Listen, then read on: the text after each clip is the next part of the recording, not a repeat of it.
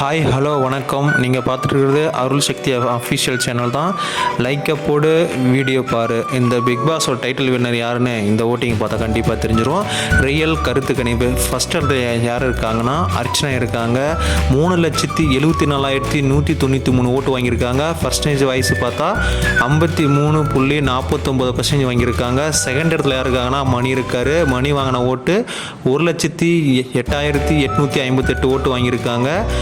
Percentage வைஸாக பார்த்தா 15.56% வாங்கியிருக்காங்க. மூணு இடத்துல வந்து நம்ம தினேஷ் ப்ரோ இருக்கார். அவரோட ஓட்டு வந்து 76,722 ஓட்டு வாங்கியிருக்காரு.